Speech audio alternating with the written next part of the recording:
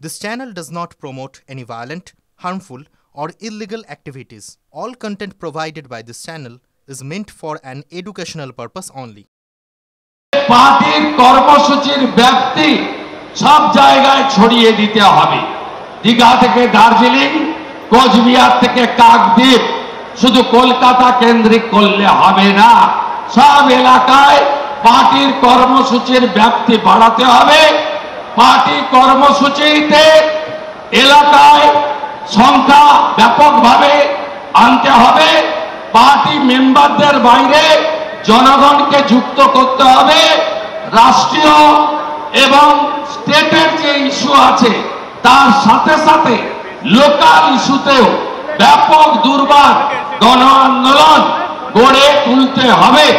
11,000 নির্বাচিত পঞ্চায়েত, তাদের সঙ্গেও পার্টির নিবিড় সংগঠন গড়ে তুলে একসঙ্গে এই তোষণ, দুর্নীতি, পরিবারবাদী পার্টিকে উপড়ে ফেলার জন্য আমাদেরকে আরো সংঘবদ্ধভাবে কাজ করতে হবে।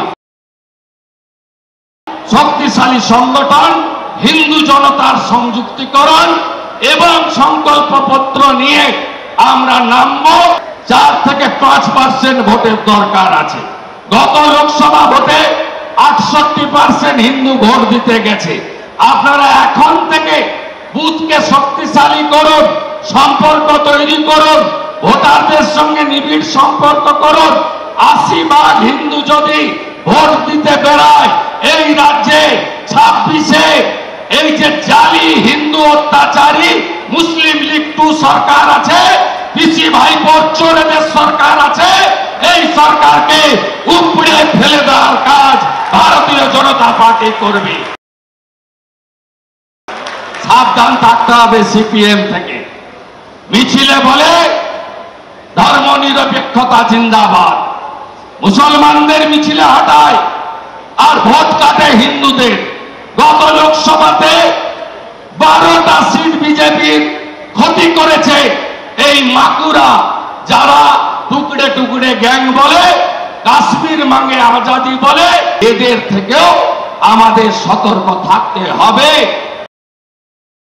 26-এ এই সরকারকে উপড়ে ফেলে দেওয়ার কাজ ভারতীয় জনতা পার্টি করবে। 1 আগস্ট থেকে সম্ভবত ভোটার লিস্টের থরো রিভিশন কাজ হবে। আপনাদের ইলেকশন কমিশন তো চেষ্টা করছে।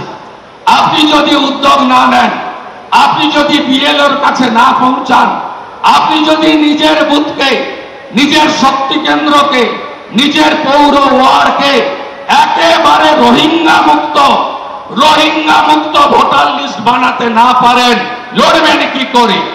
ইলেকশন কমিশন আশা করি তারা যেভাবে সংস্কারের পথে এগোচ্ছে, এই বাংলায় বিগত দিনে যা হয়েছে আগামী দিনে সেটা আমরা হবে না আশা করব।